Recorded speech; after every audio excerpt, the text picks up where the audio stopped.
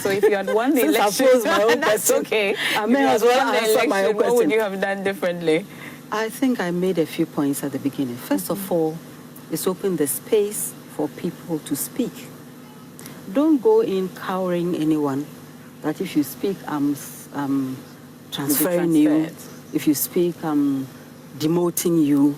If you speak, that kind of harassment and attitude will not give you the results you need. So that would have been the first to go. Talk to them and see. You've had Joy, you did the interviews. What did they say? So you have the answer to that one. so that will have to go. You have to be willing to listen. You see, sometimes it's not always what you want to hear that people say, because you are not everywhere. They are there, and they are telling you these are the issues.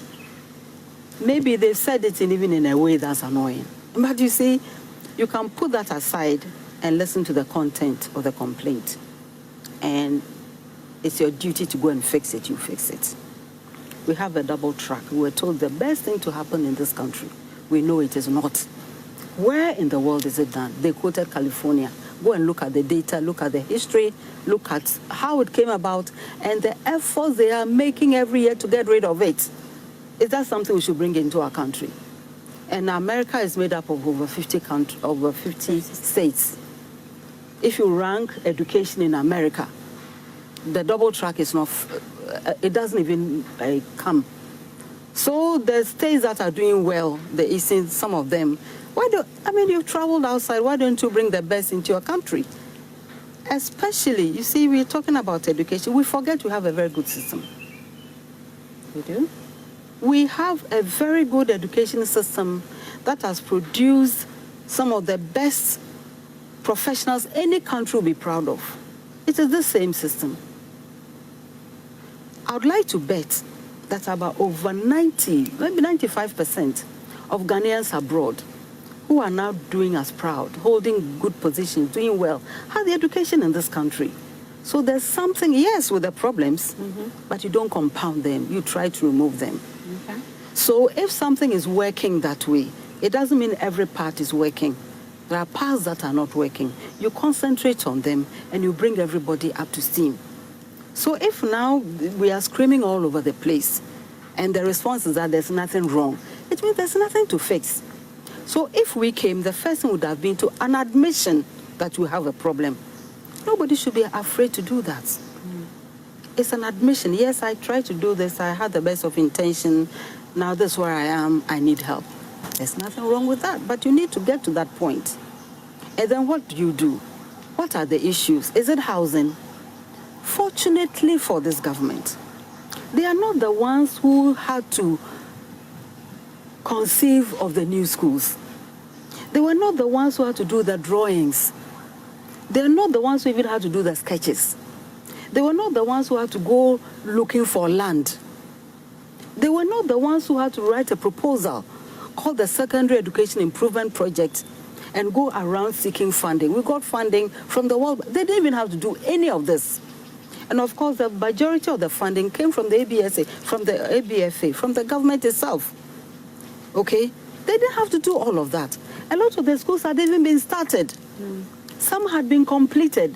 Just go and complete what's there. And I'm not saying all the problems would have disappeared, but maybe we wouldn't have seen them on the scale that we are seeing them today. So we would have gone to complete those projects. We would have continued with training teachers. We would have continued by looking at the WAEC performance. Now you send everybody as A, so you don't need to improve on any subject. I mean, is it true? But we would have looked at the performance. We would have done a scientific study to see, okay, they are not passing maths. That's still not enough. Which areas do they do well in the paper? Which areas do they not do well? As I've already mentioned. Then we would have gone there to provide the support that the teachers need, that the students need, and so on and so forth, to be able to do it. So these were, and you know, this is not new, because this is what we were doing already. These were sound policies under His Excellency John Dramani Mahama that were rolling up. But people rubbished it all and said, no, everybody will go for free. Yeah, of course, the free was attractive. I'm sure if you were to refund everybody's fees, they've ever paid in this world, they wouldn't say no. But at what cost? Okay. See? What is the end result?